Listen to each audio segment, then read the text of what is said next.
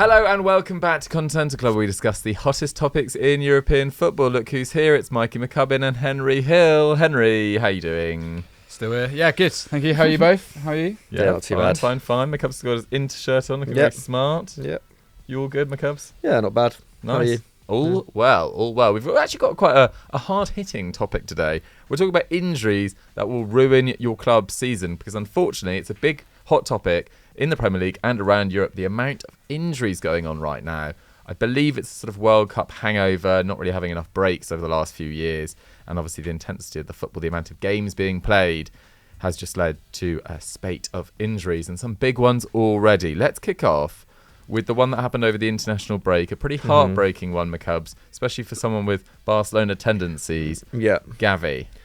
Yeah, really sad for the player, and potentially, big loss for Barcelona as well. Big loss potentially for Spain next summer with the Euros and the Olympics. Gavi, obviously quickly became a really key player for Spain over the last couple of years, despite his age. And the same for Barcelona.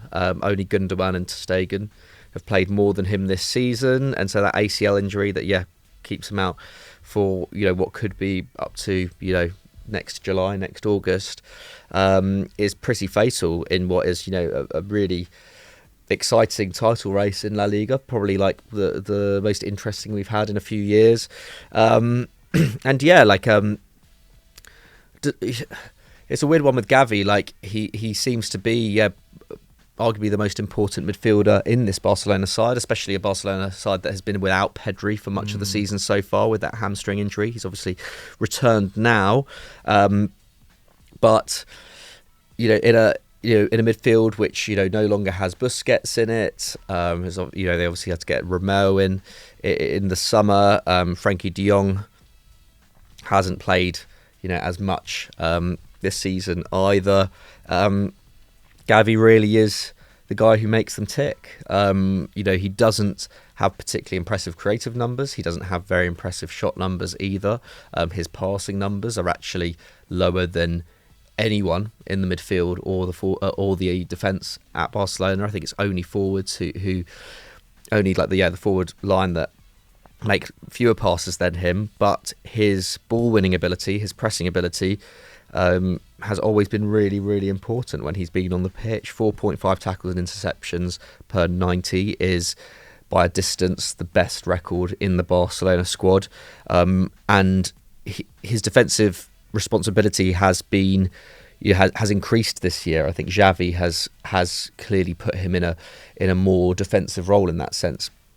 And it's been super, super important to the way that midfield operates. He's making almost double the tackles and interceptions that he was last season, and he's a lot more. He's also he's got a less of a free role as well. Like last season, we saw him drifting out to the right as well. This season, he's very much in that position on the left. He's tracking back a lot more as well. He's making more tackles in the defensive third than anyone else in the squad. Which is pretty crazy. He's going to be a massive loss to this Barca side, and one which has a lot more, catching up to do compared to last season when they were already flying at this stage. And I mean, it's not their midfield options are still good. Like I think Oriol Romeo is a fine stopgap. He has proven himself to be a very, very able defensive midfielder in La Liga, but he is still, a step down from what they had before, obviously. But De Jong, Gundogan and Pedri are all, brilliant options, all world class on their day. But the problem is that, Pedri has only made 3 starts this season. Like, can we rely on Pedri to stay fit for the rest of the season? I think Xavi will probably have his doubts about that, sadly. Do you think it's interesting, given what happened to Pedri with the amount of football that he played at such a young age, to see Gavi, also a very young footballer who's played an exceptional amount of football at this point in time? Do you think that maybe, I know that the injury that he sustained is very unfortunate, as opposed to sort of freak muscle injuries, but do you think there is an argument that you've got to give these younger, you can't just chuck them in and say go, like you've got to build them up slowly, and let them fully adapt into their bodies, as it were? Or do you think this is just really unlucky on Gavi's part? Oh yeah, I don't think this injury has anything to do with the football that Gavi's played. But like for sure, like I think Pedri's a bigger example, right? And this injury hasn't, it doesn't happen in a vacuum. Like if Pedri's minutes have been managed better over the last few years, then I think we would have far fewer doubts about Pedri's fitness at this stage of his career. So, the two go together. Like also, Pedri stays fitter for longer, then Gavi doesn't play as many minutes for Barca, doesn't play as many minutes for Spain. Yeah. You never know. 100%, and Gavi's been having to fill in on the left at points, up in the forward line too, where he has performed well. Like so. Yeah, and Barca would not have to. There's so many factors at play here, right? Like Barca have. That there's been very little middle ground with their recruitment and their squad building. It's been like signing, aging players on big contracts for a number of years, and then when it hit the fan, as it were, they had to rely much more heavily on academy products, and Gavi in particular. So yeah, it's a bit of a hangover from that, isn't it?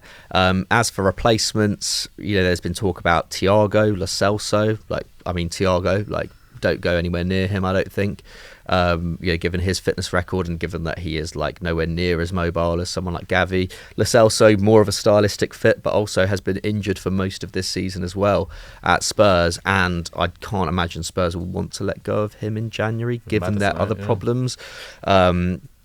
Given that, that midfield is going to be pretty threadbare come January with AFCON as well. So, I think, I'm not sure how viable both of those are.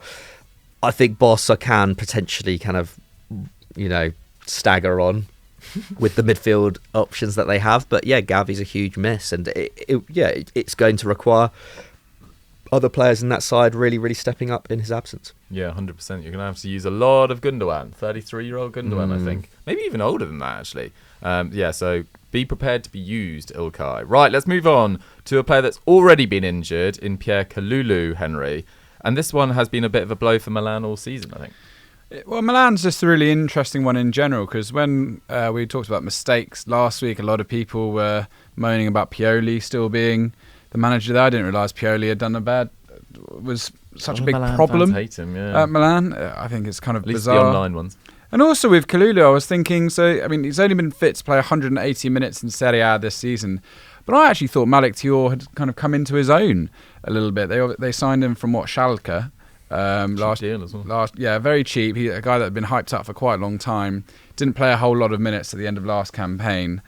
But Thiaw is definitely the third choice over the Danish guy whose name Kier. Yeah, exactly. Kier, who seems to have taken on more of just sort of back the Zlatan role. Yeah, leadership role. But it's definitely the defence that has been a massive issue this season so far. 14 goals conceded. 7 sides have conceded fewer. That's Inter and Juve. They're on 6 and 7. Which is almost half their tally, and they're winless in their last 4 league games now, conceding 6 in that time. And they were first at one point when sort of Serie A was bouncing around at the top a little bit. They're now down to third, and if you kind of look at the top 2 of Inter and Juventus, it is beginning to feel like it might be a two-horse race at the top this season. Ultimate Zari gets it together. Yeah, absolutely. Yeah, wait, you never know. But. Yeah, Kalulu's an interesting one. He really sort of came from nowhere to assert himself. He profited from an injury crisis himself to burst his way into the team last season. 34 league games he played, starting 26, and 3.5 defensive actions per 90. That's not huge, but he's in the top 6% of centre backs for progressive carries, and he's really strong with the ball at his feet as well. I think he's just a very stylistic defender and looked really good next to Tomori. I think it's that partnership more than anything that looked like it really blossomed last year. Tomori, who sort of set out he's the main defender, isn't he? And the other guys kind of work around him. But it's bizarre to see that without Kalulu, how bad their defence has been at moments this season, certainly compared to the top dogs.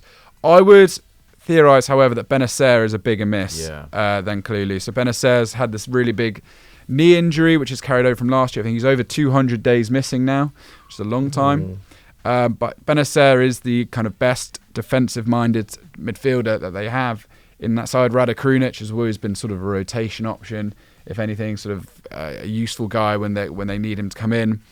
And that midfield has seen a lot of change this year, hasn't it? With Loftus-Cheek and Reinders coming in as well, and Tonali moving to Newcastle.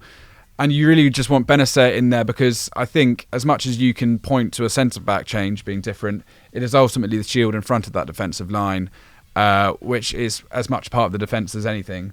So the fact that, it's changed so much. Loftus-Cheek, I think, not the most defensive-minded. Him and Reinders are both kind of box-to-box, can do a bit of everything, not out-and-out defensive-minded midfielders, whereas Benacer, I think, really does add a lot more steel from that back line. So I think once they get a more settled defensive midfielder back in that side, then I think we'll probably see an uptick in fortune, because I just think in transition they may be losing out and getting caught out a bit too often at the moment. And as I said, that comes maybe from a bit of bad coaching, maybe from a slight change of midfield personnel and a lack of an ultimate defensive-minded midfielder. So yeah, obviously Kalulu is a miss, but I don't mind Tior too much, like big aerial dual win numbers.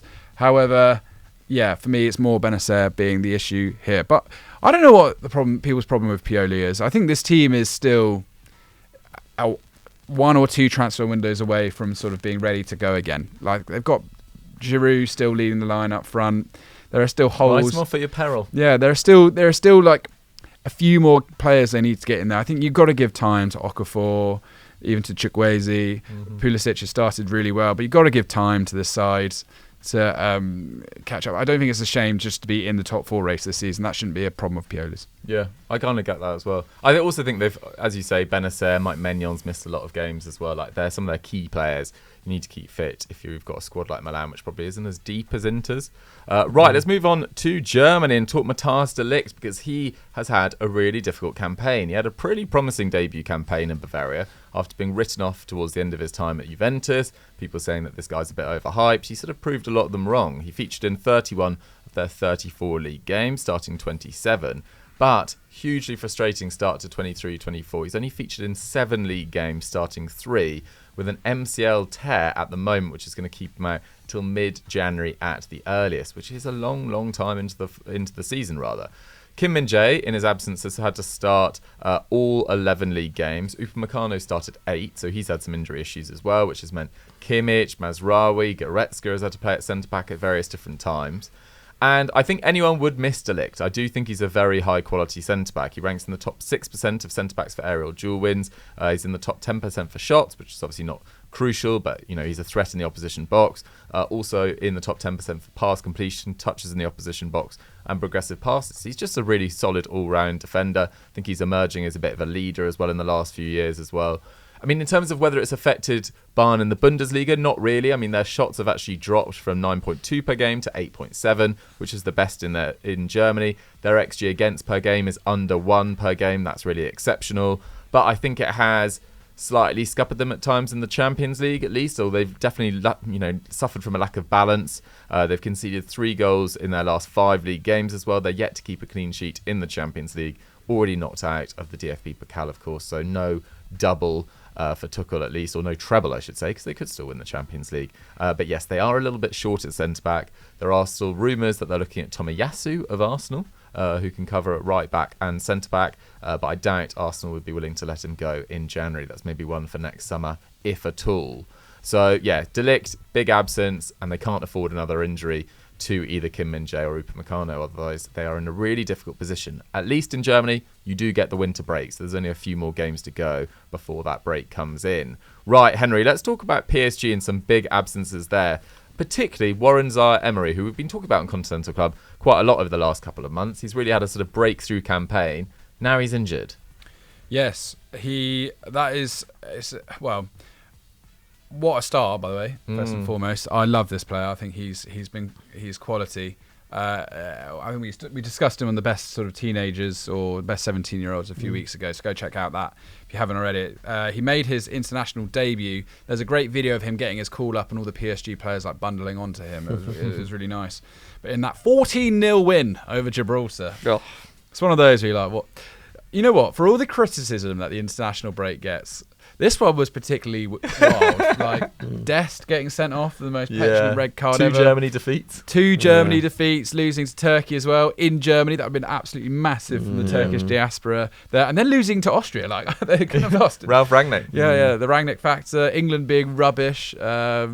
San Marino scoring in 3 games in a row. Like there's so many things that happened. Go on, Henry, give it the big one. Oh, It needs yeah. it, the international break, I feel. People are too harsh on it. Even like Bielsa. Have you seen what he's doing to Uruguay? They're absolutely Let's see in flying. South America. They're flying at the moment. Colombia, I think Brazil are unbeaten. 5th in their league. Sixth. Yeah. Fifth in their qualification. Sixth now. Sixth in their Amazing. qualification. They haven't won in 4 games. Lost their first ever home qualifier for a World Cup. Yeah.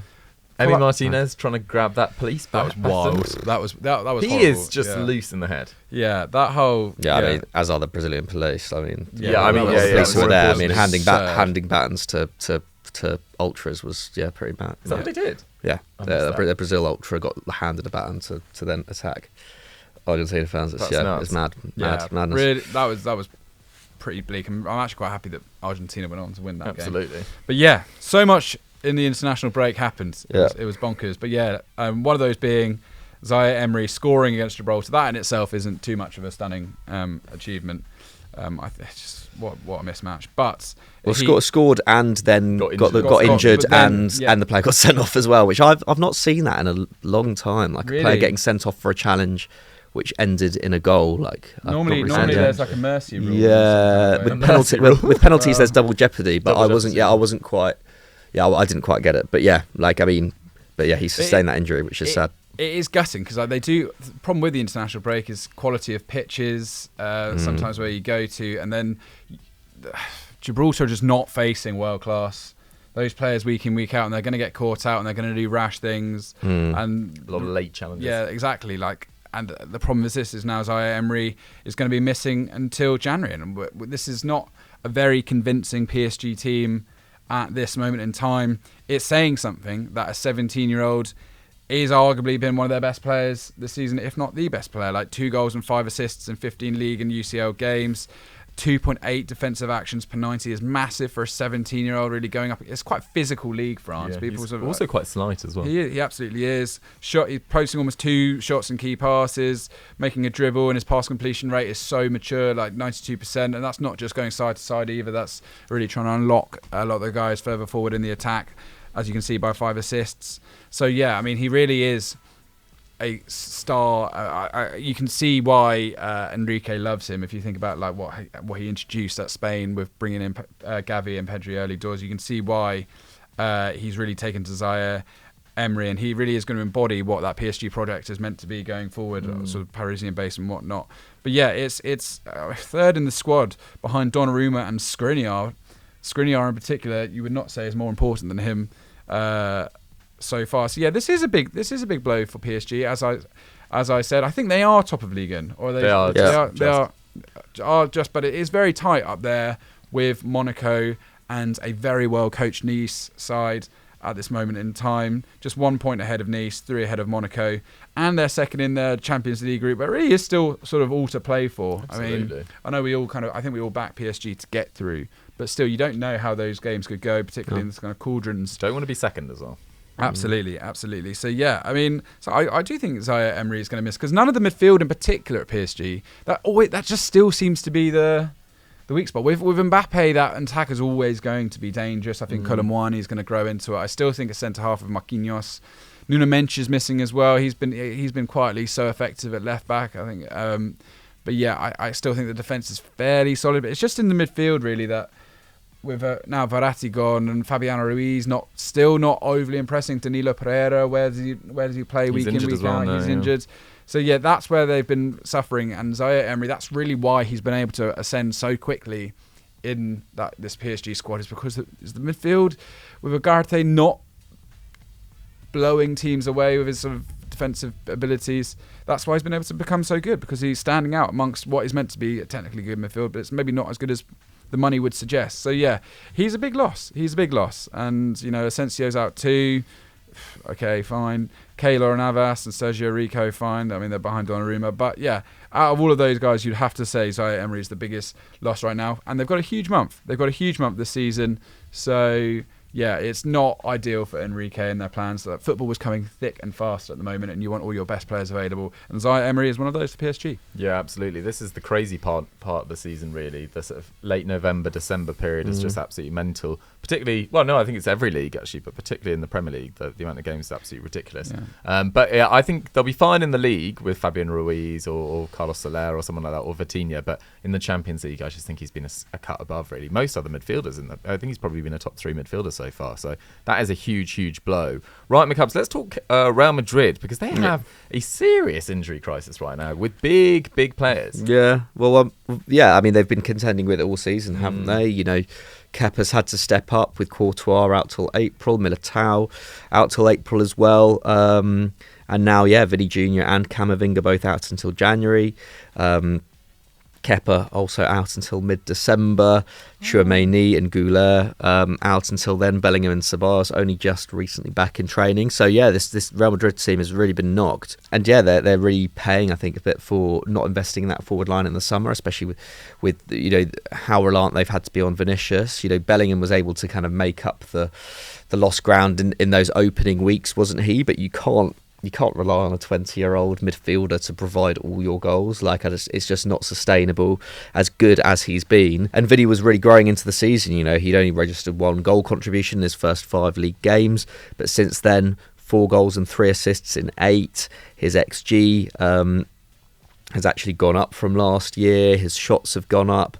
He's creating fewer chances, but his goal scoring was looking like it was going to really go to a new level this year, which I think has always been, he's not actually been like that big a goal scorer even in his best seasons at Madrid, especially with Benzema, kind of really taking on that in the last few campaigns. So, Vinny's going to be a massive loss in what, like you say, Dukes, is a really, really big couple of months in Spanish football.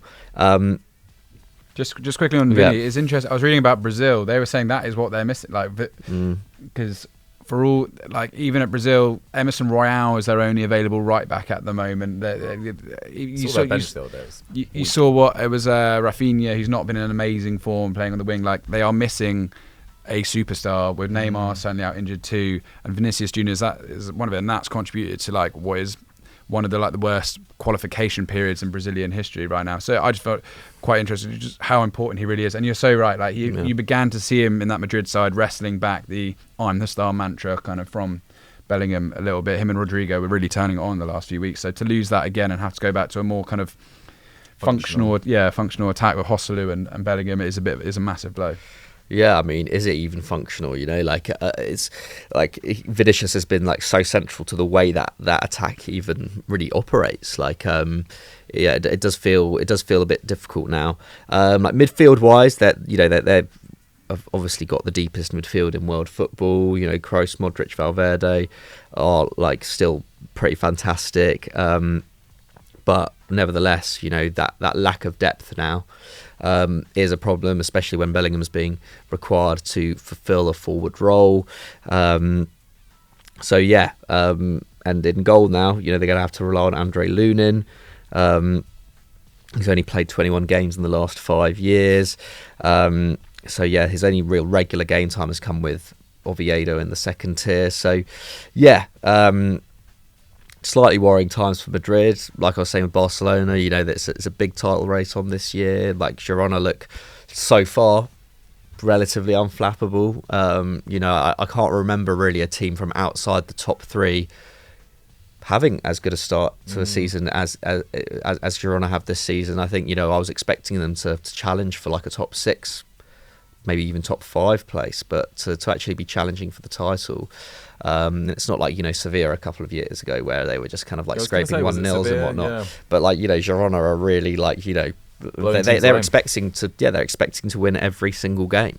It is slightly worrying times from Real Madrid, and they're through. Are they through, or they're as good as through? They're pretty much through. Yeah, they're 5 points clear of Napoli with 2 games. Yeah, so they're basically through to the last 16. Luckily, a lot of these injuries will hopefully be out of their hair by February. But Real Madrid are not, I don't think, among the top 2 favourites for the Champions League this year. So yeah, there's I think these injuries could have a real effect on whether Ancelotti actually wins any silverware in his final year in charge. Yeah, absolutely. Scary thoughts. But yeah, hopefully a lot of them are back by February, as you say. I think they've already qualified. They're just not guaranteed top spot yet. Okay, but yeah, because they beat Napoli, they pretty much are, to be honest. Unless something weird happens in their final 2 games. Right, let's go on to just a couple of ones to finish. Marc Bartra, he's out until late December, meaning German Petzela and Moroccan youngster Chadi Riyad have had to start the majority of their games at centre-back. Riyad, he's only 20, was a bit part player last year. He's really struggled, to be honest. He ranks in the bottom 1% of centre-backs for progressive passes, progressive carries and blocks. So that's a little bit concerning. But Marc Bartra, is he that big a loss in that they decided to loan him out last year to Trabzonspor? So it's kind of their loss, really. They signed Socrates, I'm pretty sure. Yes, the mighty Socrates. Problem solved. And they also cashed in on Luis Felipe to Al Ittihad for 22 million euros. Maybe they couldn't say no to that sort of money as well, but maybe Real Betis have left them a little bit short at the back. Jeremy Pino as well tore his ACL last week. He's out for the next 6 to 8 months. That's a real blow because he was excellent last year. 9 goal contributions in 36 league games. Was yet to contribute a goal in 23-24, but they've got an increasingly big injury list for Marcelino to deal with in his first few games in charge. They're also missing Solot, Foyth and Pedraza as well, which is a big shame. Villarreal are 14th. They're 16 points off the top as it stands, or 16 points, off the 4th place Atletico Madrid, I believe. So they're not doing well at all. Henry, quickly, just a couple from Liga. Caio Henrique is quite a big loss for Monaco. Yeah, absolutely. I mean, 4 assists in the first 6 league games is pretty stunning. Then he's done his ACL in, which is a shame. Like, this is someone that we'll be talking about, though, I think, for many more years to come, as long as he can sort of recover well from this. And yeah, he'd featured in at least 34 league games in his last 2 seasons. So a real kind of regular for that Monaco side, whose start has begun to falter a little bit. You have to say, and we're already seeing Adi Huta have to play Ismail Jacobs as a left wing back in his 3-4-2-1. So yeah, I mean, this is someone who's very much been a bench option in the last few years.